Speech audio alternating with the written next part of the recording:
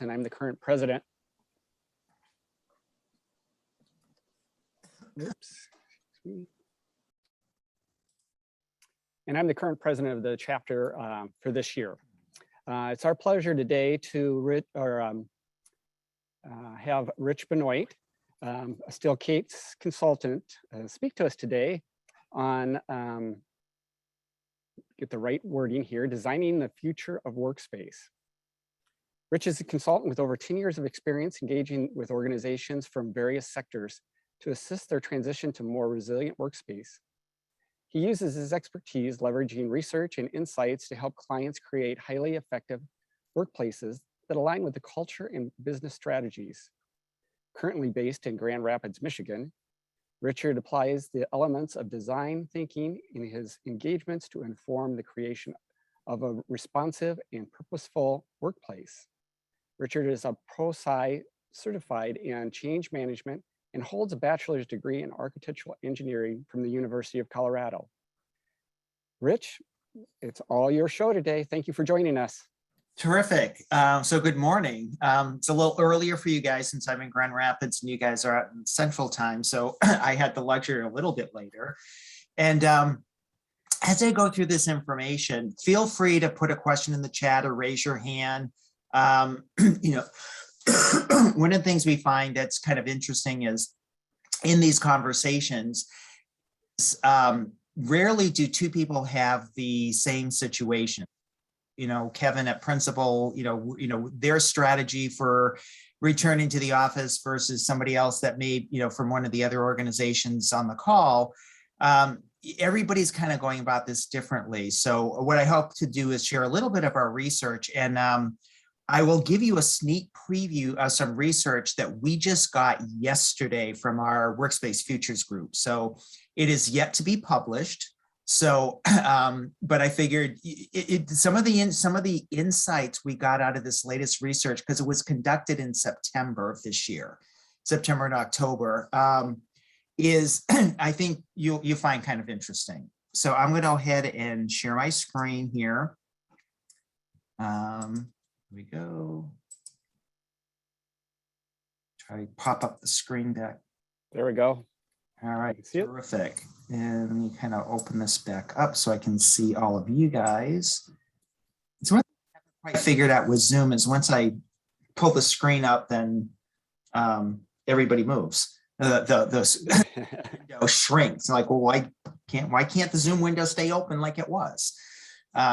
So anyway, you know, of course, the issue that every organization has really started to recognize is that, you know, hybrid kind of really established itself to, you know, to a far, you know, a huge to what it was. I mean, prior to the pandemic, less than 10% of workers in the United States did any kind of real remote working. And most of those people work for Deloitte and Accenture because they're paid to not office.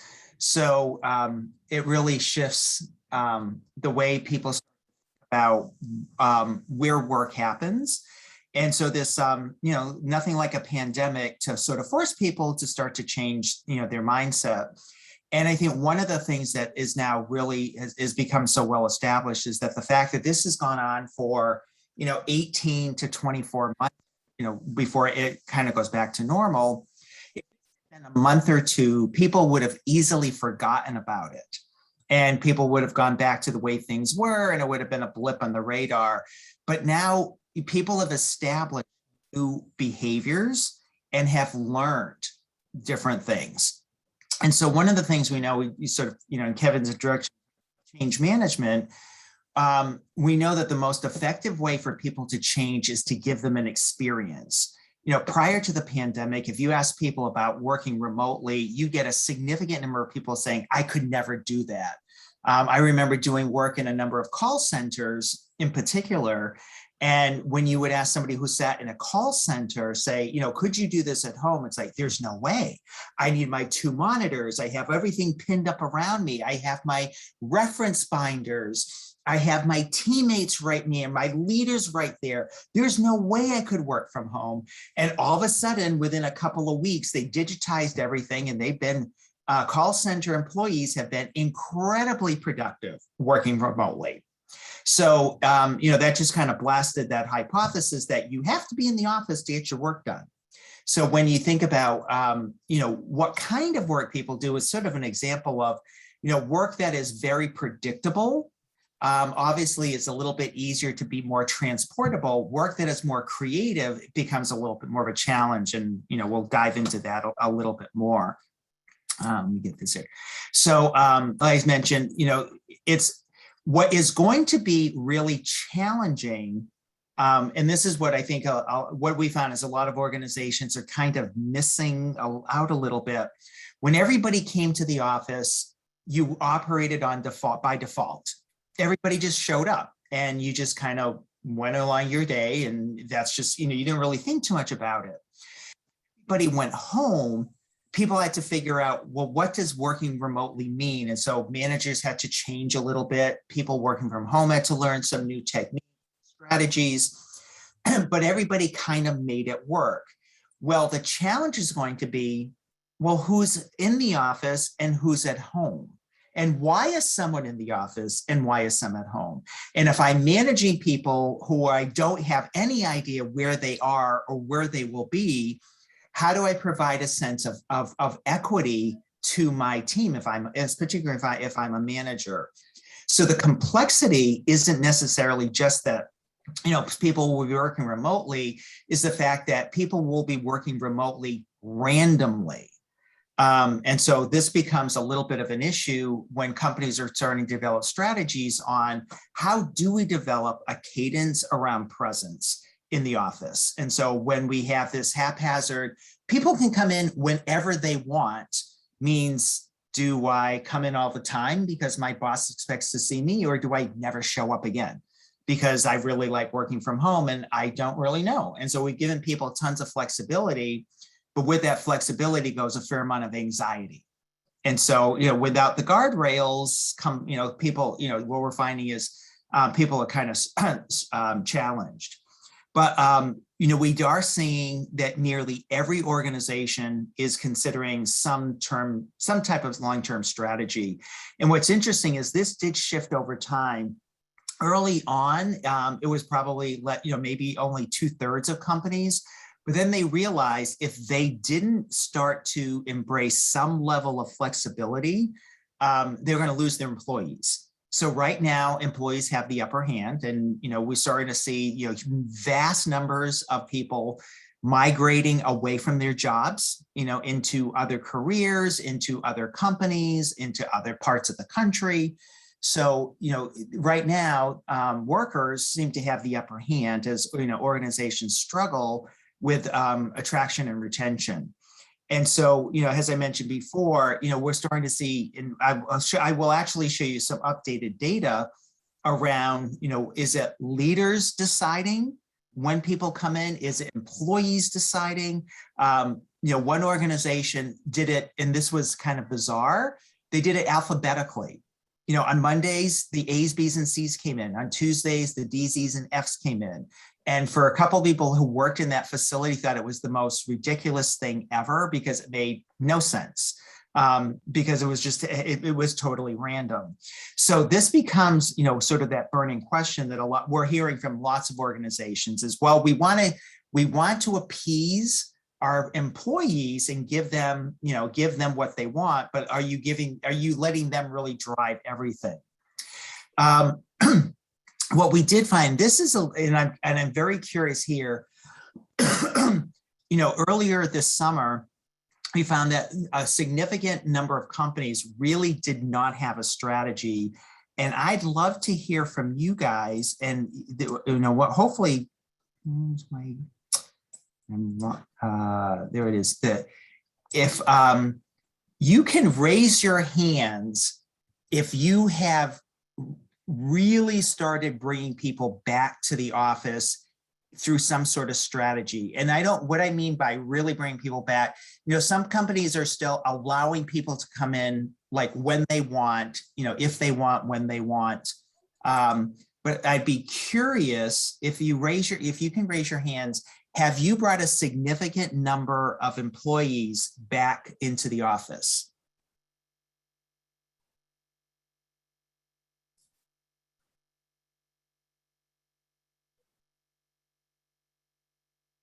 Wow.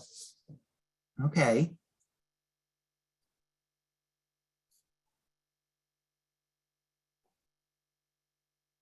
So it looks like, oh, all right, there's still a couple coming in. So we've got, scroll down here. Yeah, so we can see the whole thing. Because all the hand, so a significant number of you have. There, obviously there's still still a few more, but a number, certainly, obviously, a huge number of you have done that. So thanks for doing that. So we're seeing that in different parts of the country. I would have to say, it tends to be, let's say the Midwest is probably a little bit more ambitious about bringing people back to the office. And a lot of it has to, what we're still finding is a lot of it has to do with public transportation. So urban areas. So if you, live in Chicago, New York, where you're dependent on public transportation, the return has been a little bit more delayed. Some organizations are a little bit more risk adverse. But there doesn't seem to be a lot of consistency within any particular industry. But so as we start to see people coming back, obviously, what does that mean? And that's kind of all over the place. What we did hear from leaders, and this is some of the things that we see companies kind of being challenged with a little bit, is okay, so they need more technology. Because obviously hybrid and remote working does require, some additional technologies.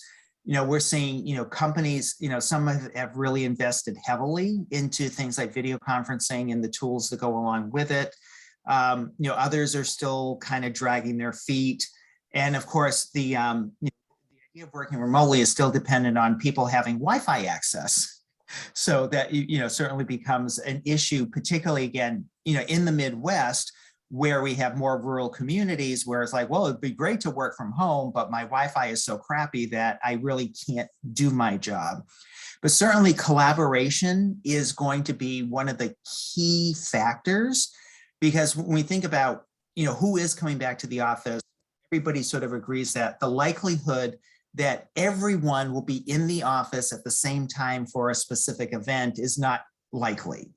So the need for, continuing to experiment and integrate collaboration tools so that we can start to digitize information, so that in making that information, one, it's retrievable. So, okay, if we're all creating something, we need to have platforms that allow us to all work together, whether we're in the room or we're remote, but we actually need to be able to put that stuff somewhere and go back and find it.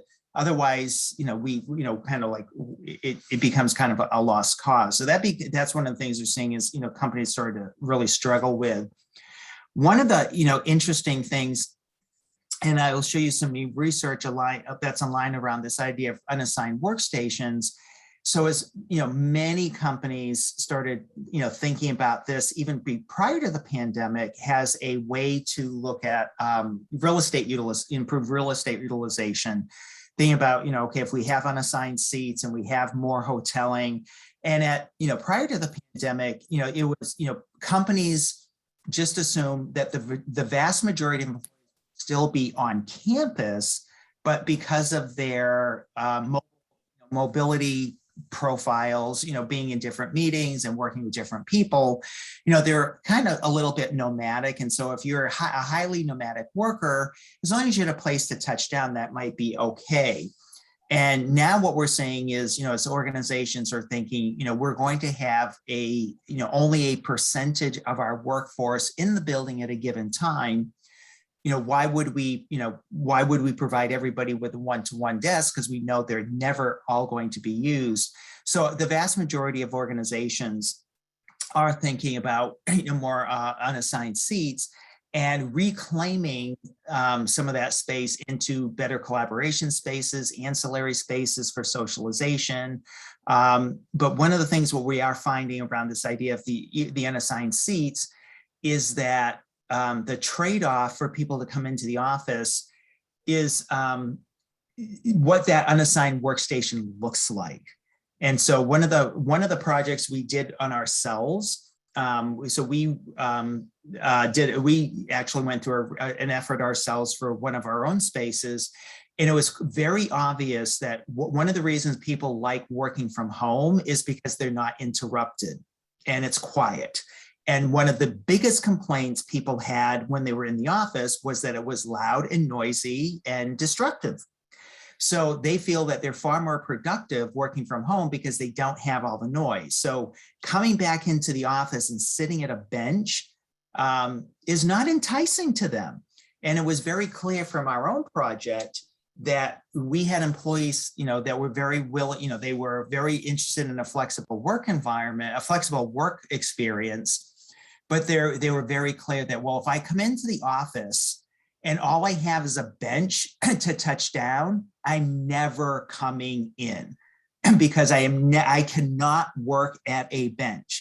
And so that has been really loud and clear that in the effort to cram people into the buildings, because density was sort of the key because of, hey, if we can fit more people in the building, we've dropped our cost per square foot or cost per person for our real estate, only to find out that we have severely impacted productivity.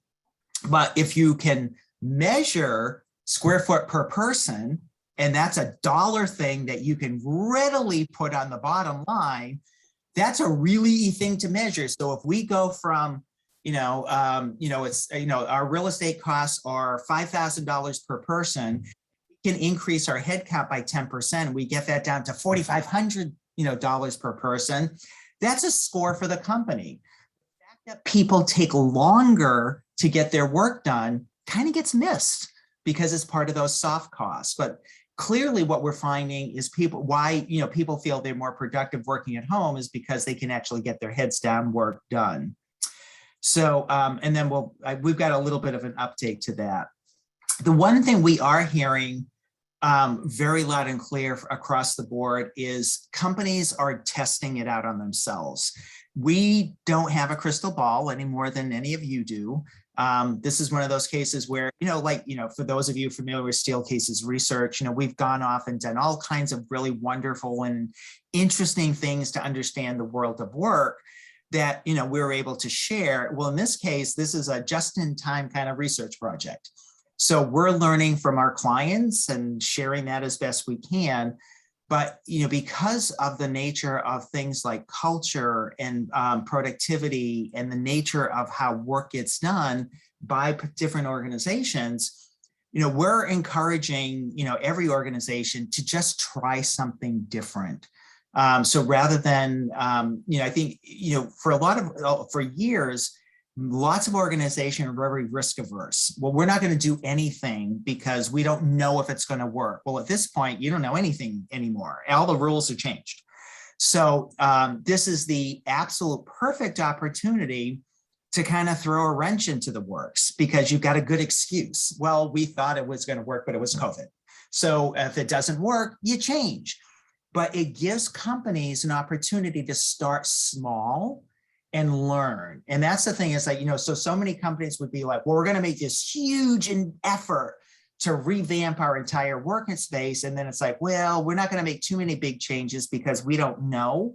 This is the perfect opportunity to start with things like, distributed team dynamics and variable schedules and workplaces, things in the workplace that you may not have considered before, but it's like, hey, here's a chance to start with a small population and see whether it's well received, does it actually impact the work experience? And before you start to take this to any kind of grand scale, lots of opportunities to work with people to try to really better understand how the work dynamic is going to change. Because one of the things that I think it is challenging organizations, particularly senior business leaders, get paid to make decisions. So they want all the information. Well, unfortunately, that information is lacking. And so to make a decision that you can yep, we're going to do this. This is where we're going. This is what our 10-year plan looks like. Well, if you think about a year ago, March, nobody had a 2-month plan, let alone a 10-year plan.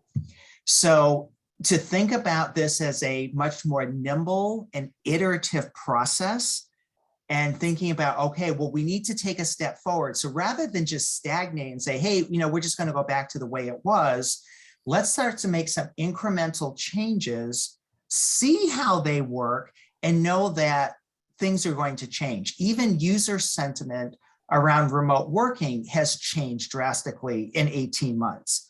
And as we move everything back, to assume that people's experience of coming back into the office, is not going to change over the next, 3 to 6 months is kind of foolish, because as people start to really understand what a hybrid work situation really is, right now they're kind of guessing at what's going to work for them, and they're going to need some time to really evolve for that to be really worked out well. So in creating, a hybrid work strategy, some of the things that we've really tried to hone in on is that it's a balancing act. And we start to look at it's, obviously the people and their expectations, because everyone has had a different experience working remotely. If you've got a house full of kids that weren't able to go to school, you may be really anxious to go back to work. Excuse me. If you're, got a really tight local community and you're introverted, this has been great. Then we look at the needs of teams. If your role is a little bit more of an individual contributor, like I mentioned with the call center, where the work is a little bit more sort of, I wouldn't say regimented, but it's a little bit more predictable. Some of those roles do well working remotely. If you're part of a creative team, those teams have really struggled. And then of course, there's the organizational needs. How do you keep the culture moving forward with people that you really see, and you only see in little, Brady block chunks on your computer screen? So what we start to, realize is that as an organization, you're still, you still have a business to run. And so, recognizing that, the roles are going to vary across the organization in terms of providing an appropriate hybrid experience. We've run into companies where, they've been adamant that it has to be equitable for everyone. Like, well, that doesn't really work, because, people in the mailroom have to be in the mailroom to open the mail and send mail out, as opposed to, somebody that might be, doing something totally digital that could do it anywhere.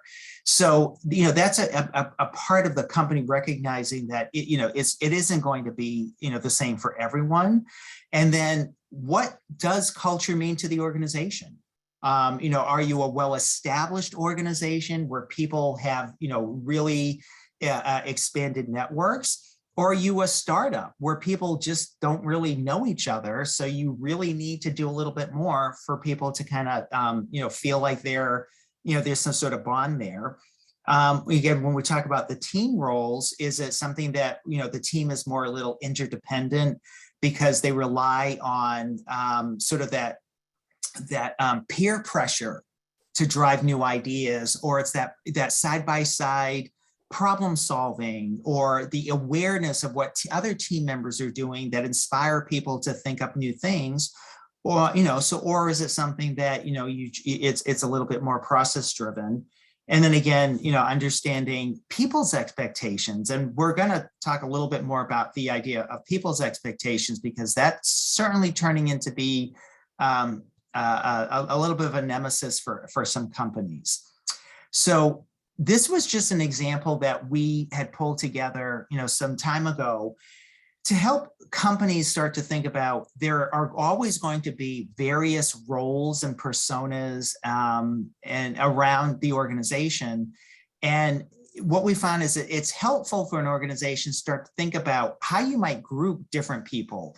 So, there's going to be, that first, when we talk about focus outside the office, they're randomly in the office. So these might be salespeople or people that, if you're a large company and they're, going from office to office, they're going to find the best place to work. And so they don't necessarily have a specific schedule.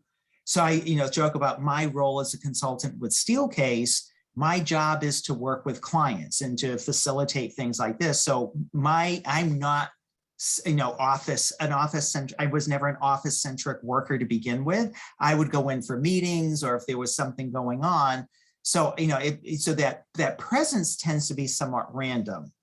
There are people who blend work into the home who are rarely going to come to the office. They have basically looked at the value of working from home is far greater than coming into the office.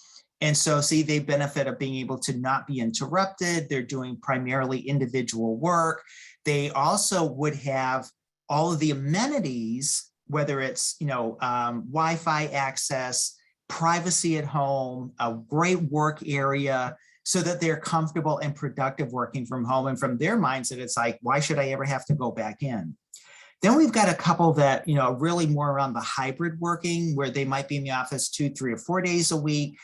There are people who just want the social energy of being around other people. And they're sort of, we might talk about an enterprise collaborator, like somebody in HR that's working with lots of different people, or a project manager that's, connected to lots of different teams. So they're in the office because they want to see everything that's going on, as opposed to potentially like this, where we talk about generate in person, which might be an agile team, where, there's a great value in co-location in terms of things like decision-making and awareness and building the tribe and making sure that, there's a great alignment on project objectives and doing those sprints, those sprint activities and the scrum activities. They're right there to do that. So there's tremendous value in that physical co-location. And then the last one, we talk about ignite with structure. These are people who have no life out of work, basically, who, they go to the office because they like the regimen and the discipline of going to work. They like the commute because it separates their home life from their work life, or they've got, kids at home, or they've got 14 roommates, all sharing the kitchen table and the Wi-Fi. Or, they just don't have their whole social circle is basically in the office. So they really want to come in and because that's where they feel we're going to be most productive. So these are just sort of examples. But what we have found with organizations is like, instead of just assuming like, well, people are hybrid. Well, we know people are going to be hybrid, but what makes them hybrid and why are they coming into the office? So not knowing it needs to be more than, well, people will be in on average 3 days a week. Like, well, if you're a generate in person, you should be in the 3 days a week your team is in, because the value of coming into the office is being with your team. If you're coming in randomly, well then, okay, maybe then I can sit anywhere. I just need a place to park when I'm coming to the building, or potentially I am going to become a resident. And so for an organization to start to profile the organization and understand, how many people fit into these buckets can give, from a facility standpoint, at least some insight into how to start to allocate space for the future. So otherwise, you're just sort of guessing at it. But this is, we found to be, very, very helpful for organizations. And it's like nobody wants to peg people or put them into a bucket. But if you think about just from a facility planning, it's like, okay, if you knew that, 10% of your population were going to be resident, well, then you can account for that. And then, whether, if you start to think about, well, these groups are going to be all in on the same day versus these groups might be in random days, that's becoming one of the big challenges for organizations. Well, how many seats do we really need? So then we start to think about sharing ratios. The sharing ratios are based on expected levels of presence, not necessarily real estate strategy. So hopefully it makes a little bit of sense. The other thing, of course, that's becoming a big part of this is change management.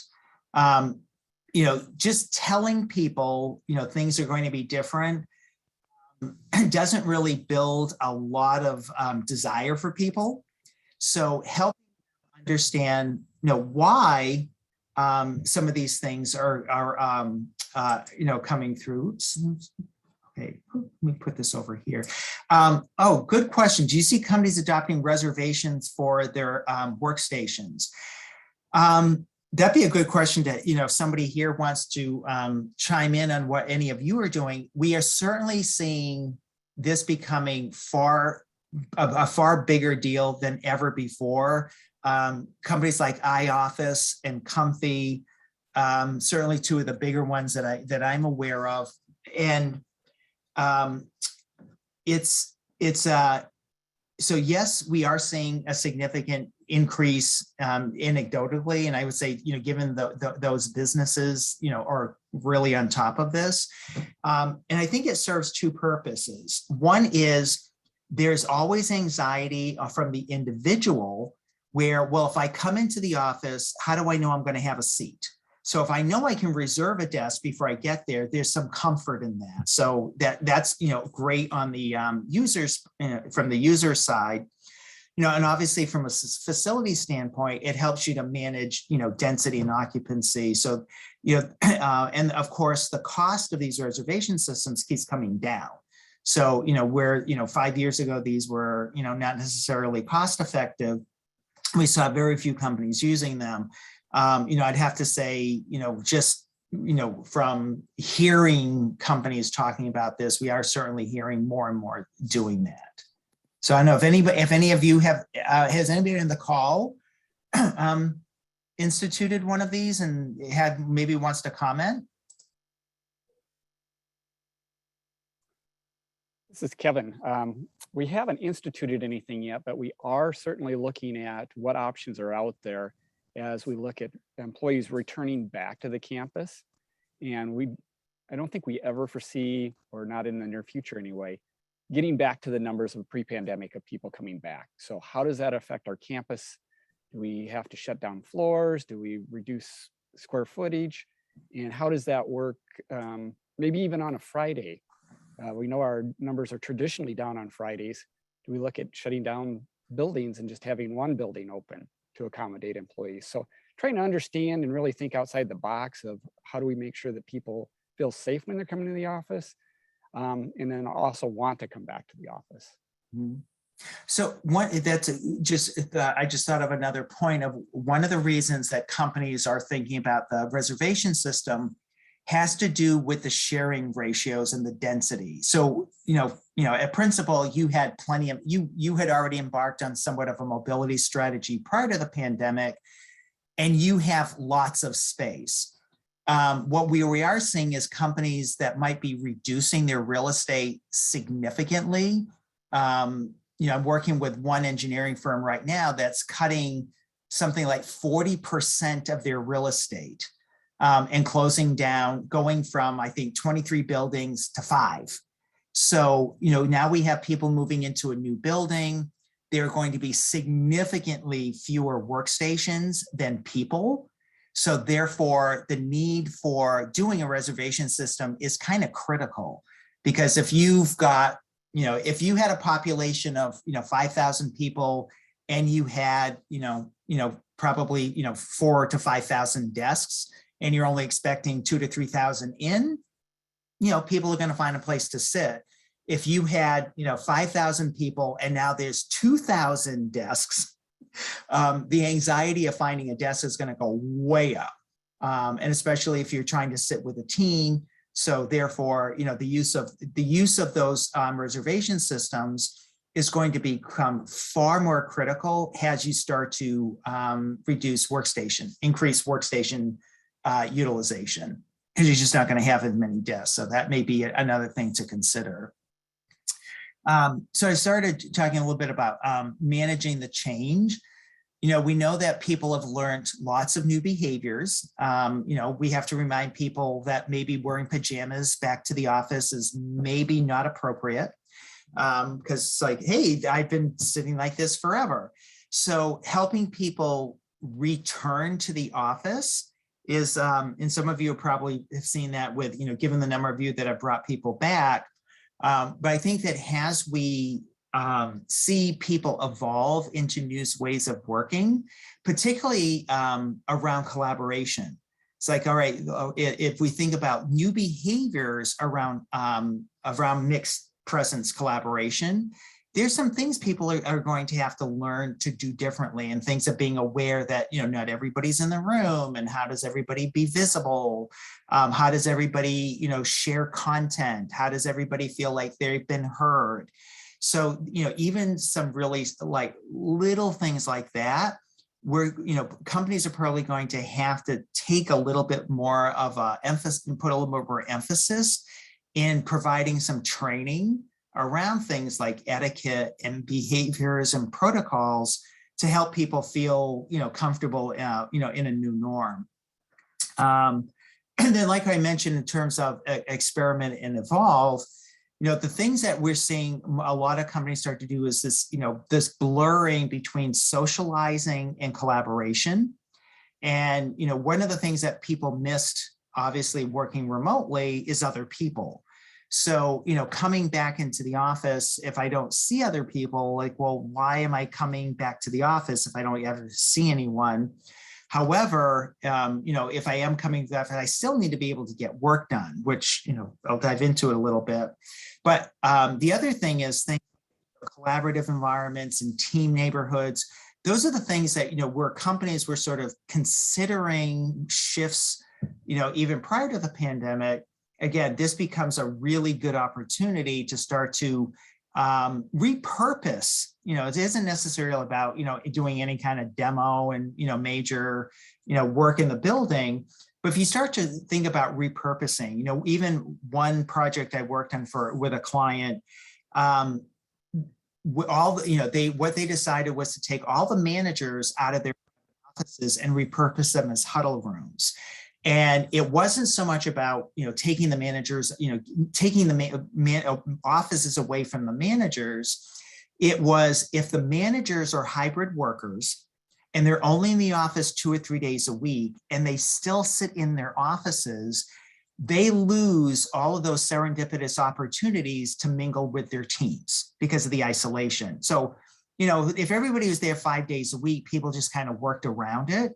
But now, if you've got limited time to interact with your coworkers, access, particularly for younger workers, access to leaders is a big part of why people want to come back to the office, is they want to connect with their leaders. If the leaders aren't accessible, you kind of limit that opportunity. So again, as an experiment, they, you know, although this was a pilot space, but they, you know, took out, you know, the desks and put in meeting furniture, and, you know, assigned, you know, the leaders were all going to be sitting out in the open area. So again, a really simple way to think about changing the dynamics of work without going through any kind of, you know, this isn't a big major facility shift, but it is a huge behavioral shift. Thinking about moving to the, you know, to the furniture. So the role of play. So I'm going to shift here a second. See if I can pull this up easily here.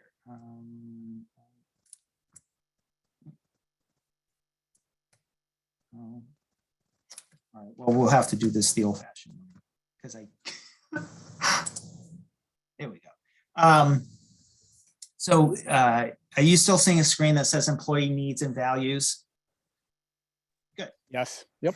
So in the research we've done over the last few months, one of the things that we sort of uncovered is that the misalignment of what people are thinking and what companies are thinking.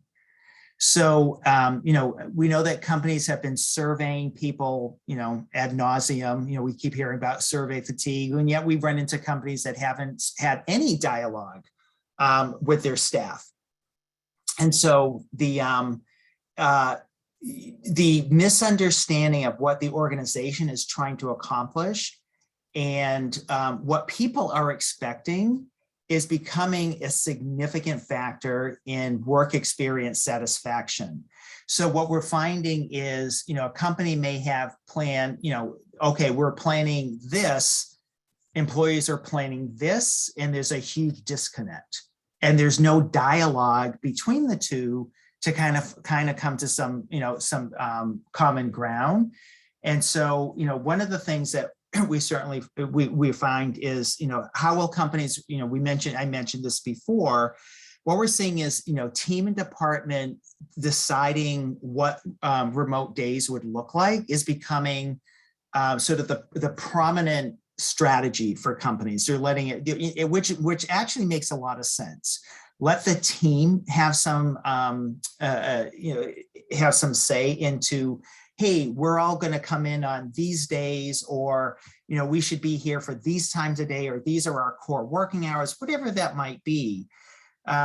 So again, we sort of like, by floor location, it certainly counts a minimal amount, but then, whether it's by, it's individually, sometimes it's by role, but at least now, companies are starting to think a little bit more structurally around what level of presence and what that cadence looks like to determine those days.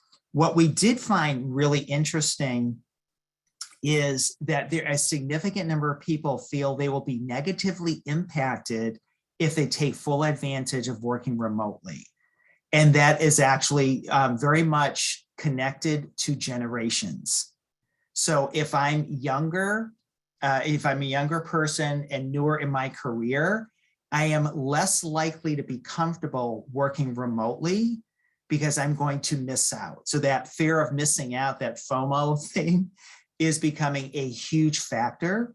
And so what we're seeing is, companies are thinking, okay, are sort of telling employees, you need to come into the office 2 days a week.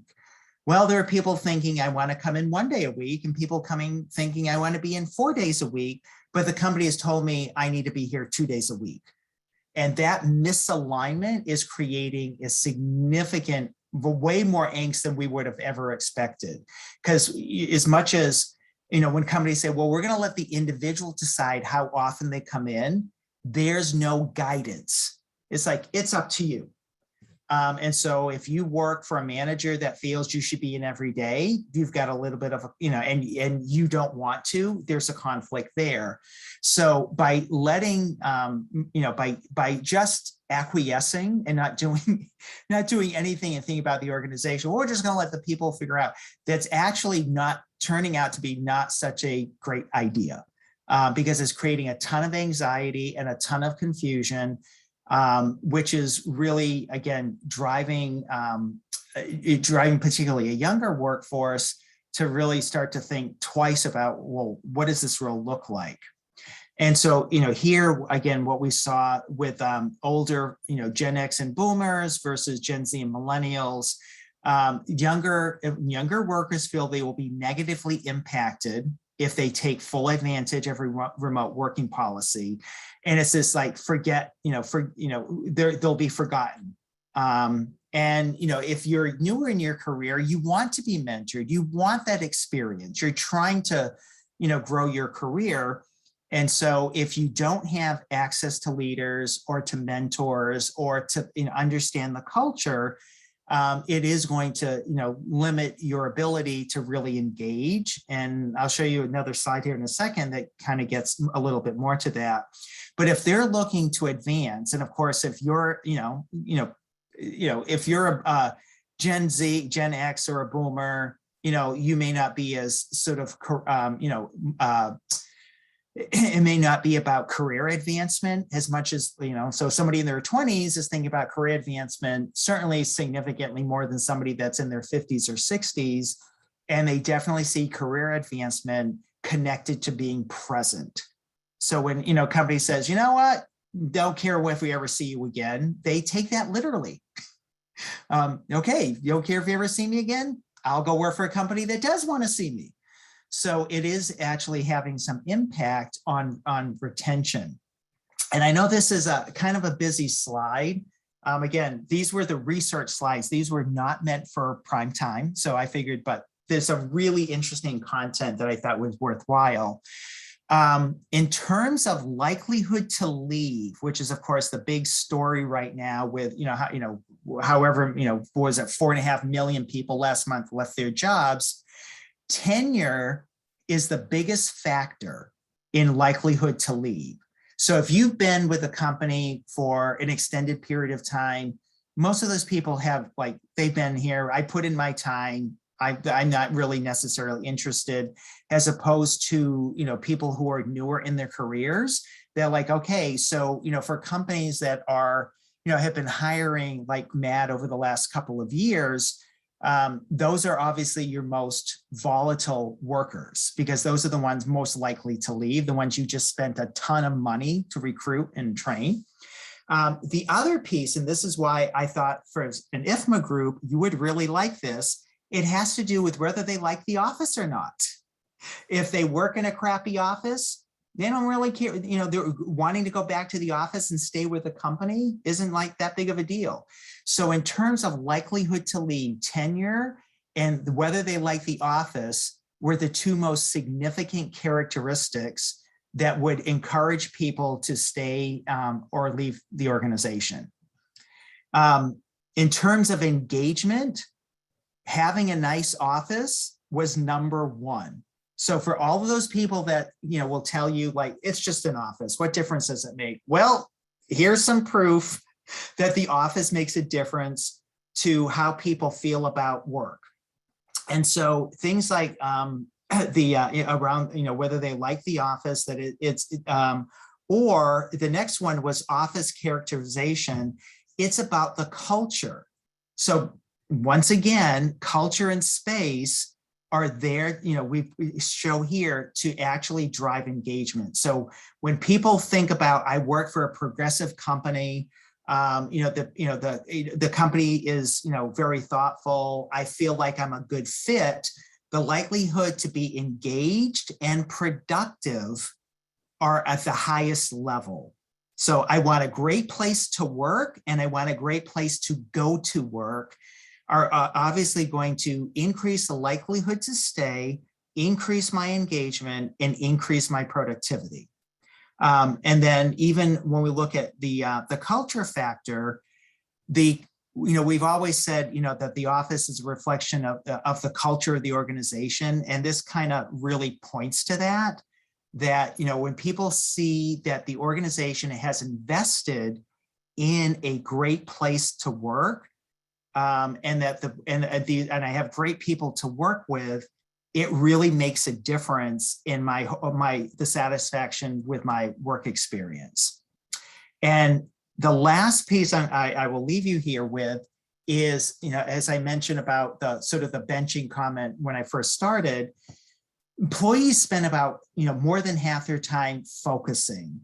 And in the office, you know, prior to the pandemic, they were, you know, in a lot of cases, people's access to quiet, limited distractions, visual distraction, whatever it is, was really a challenge. And so that was the thing that they learned when they went home, is they could be super productive because they weren't interrupted. So what we are certainly hearing is that, you know, for people coming into the office, one of the things that we found quite fascinating, people would rather have an assigned seat over flexibility. So if I have to come to the office 3 or 4 days a week to have an assigned seat, I'm willing to come into the office so I have my own desk, as opposed to I'm willing to, you know, this is great. I'd rather work from home 4 days a week, but I have to share a desk. If I get to have my own desk, I'm willing to come in more often. So, which is kind of a really interesting thing. And I know that with our own internal project, we heard both of this. We had people say, I'm willing to give up a desk for more flexibility. So obviously this isn't universal, but what we did hear was more people would rather come into the office more often to claim a desk than the other way around. So that becomes a really interesting, you know, dilemma for organizations that are thinking, hey, these people only come in a couple of days a week. Well, if people felt they were more productive by coming in, but they wanted to have their own desk, what does that mean? So it's just, again, you know, what we found in the research was kind of, you know, it was really quite interesting. And coming in when they talk about, because of working in the office, looking at focusing, that's their biggest critique around the open office was there's no place for me to be quiet or to work in quiet spaces. So ideally what they would love is access to a private office when they come in. They don't, but what they are looking for is as they work together, let me just go here,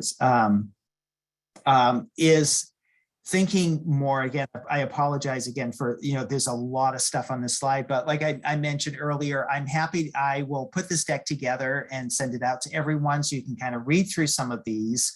But the ability to focus and work without distraction, if I'm coming into the office, that's really kind of important to me. And so that we think that, one of the reasons people don't want to come into the office is because they're wasting their time. And so, we keep hearing that over and over again.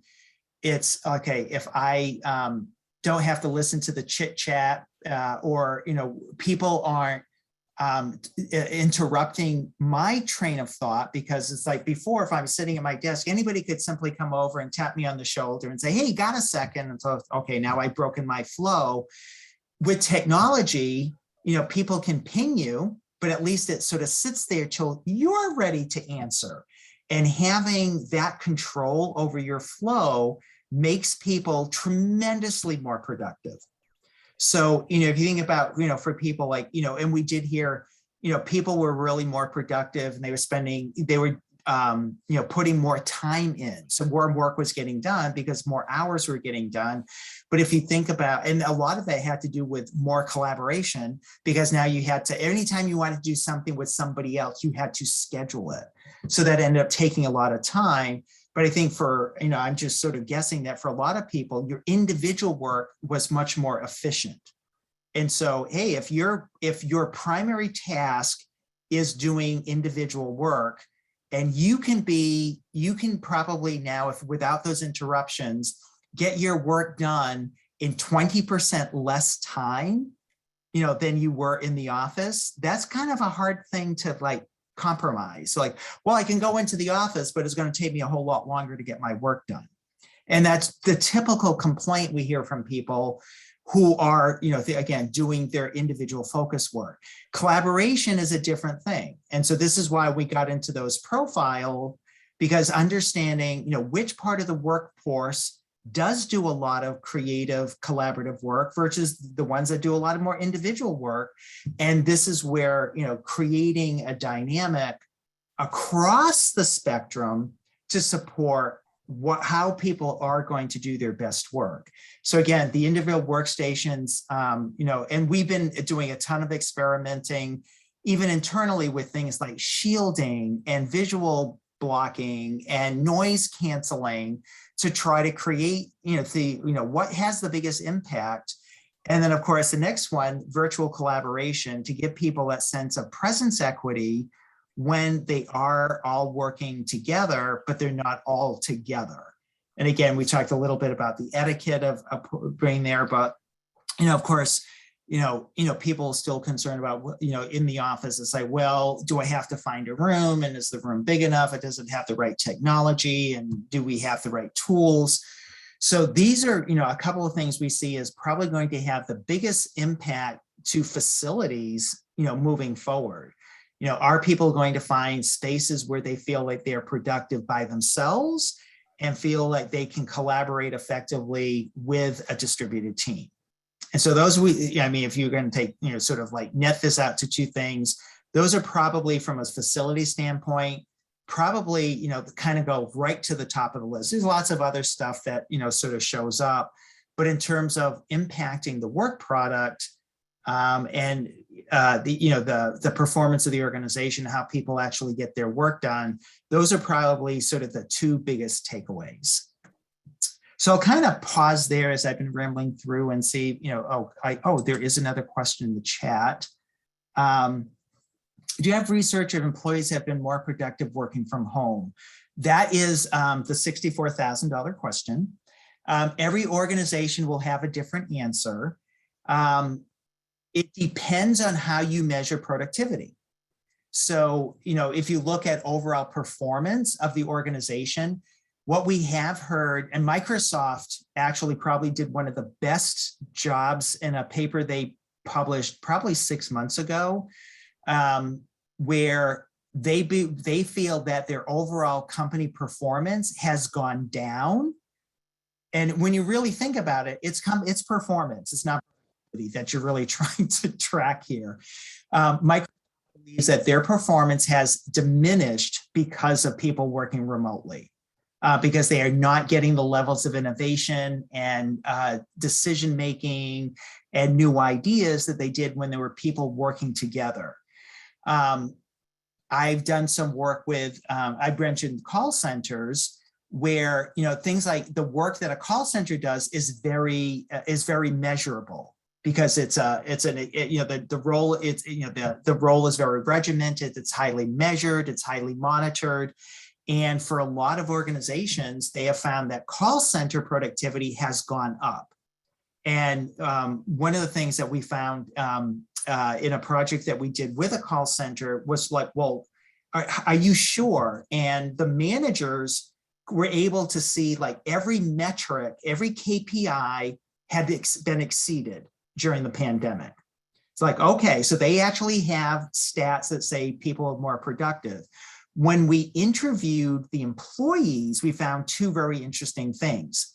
One is felt they were more productive because they didn't have the little chit chat going on during the day with, hey, they'd stop for a second and, catch up or be interrupted by somebody else. So they could actually be more focused during their work time and just simply be more efficient. The other was because they were working from home, they actually felt that they worked their full 40 hours. So if they had a kid's doctor's appointment, they might leave work an hour or two early. They never reclaimed that hour. They said, well, if I'm working from home and I have to leave for an hour, I work that hour later in the day. So the company was actually getting a full work week out of people. So they were, meeting and exceeding their expectations. So that's one of those things that, some companies have been sort of, hey, this has been great. People, look at the work that's getting done. But what we found is transactional work. Again, this comes back to the focus piece. Transactional activities have gone up. Creative activities have gone down. So again, depending on what your organization values, so a company like Microsoft or Google that values innovation, they, really count on people coming to work every day to share and create new ideas. In terms of if your organization, and even with any enterprise, there's going to be parts of the organization that are more operationally focused versus creatively focused. And so again, this again gets back to, there really isn't a great sense of equity when you think about, well, we have to offer the same program to everybody. Rich, thank you very much for the presentation today. We've got just a couple minutes left. Anybody have questions that they would like Rich to entertain before we move on? Oh, I see one other one in the chat, Rich. Yep, haven't heard any real decisions based upon COVID. Not quite. Jerry, can you elaborate on that a little bit? Sure. You talk a lot about, different reasons for people coming back. Has COVID now kind of taken a back seat as to why they even want to come back to the office? Not at all. Again, it's kind of all over the place. There are companies that are still waiting to bring people back to the office till they feel it's safe. There is still a significant, contingency out there that feel that they need to wait, that the coming back to the office isn't really safe, and so that's kind of limiting their interest in coming back to the office. So it's still a real thing. For a lot of companies, if you're in the office, you have to wear a mask. And that's not a big motivator for people to come into the office. So it is still present. It hasn't gone away. It is probably, I think people have learned that we're going to have to live with this to some degree. And depending on, where you are in the country, the density of the building, some of these other factors. But, right now, I think companies are trying to figure out, okay, we are bringing people back. We are going to, have some sort of mixed, level of mixed presence. And, we're seeing few companies expecting everybody to be back in the office, 5 days a week the way it was. And a significant reluctance by the overall working population to want to do that. It's like, okay, I'm willing to go in the office a couple days a week because I know it's not going to be full. I think that, for a lot of people, when they hear, you're going to be, you have to come back to the office full time, a big part of their hesitancy is, personal well-being. Gotcha. Thank you. Great. Well, our time is up this morning. Rich, I want to thank you very much for taking your time and sharing your thoughts with us, and Steelcase information that they've shared with us. So we appreciate it. Oh, we have a couple more in the chat. I think Corinne has one that will be, since you are recording, can you please share your recording? Yep, we'll get that out to everybody. Rich has also said that he'll share his slide deck with us, and we'll share that with everybody. Thank you, everybody, for joining us today. I appreciate you taking your time out of your busy schedules to go over this topic with us. If you have other ideas that you would like us to cover as we start to set up our 2022 schedule, please share those with me or any other member of the Central Iowa chapter so that we can continue to share these great sessions with you as we go forward with learning more about COVID and how to return back to the workplace safely. Rich, thank you. And you bet. Thanks, everyone. You did. Yep. Have a good day. Thanks, everybody.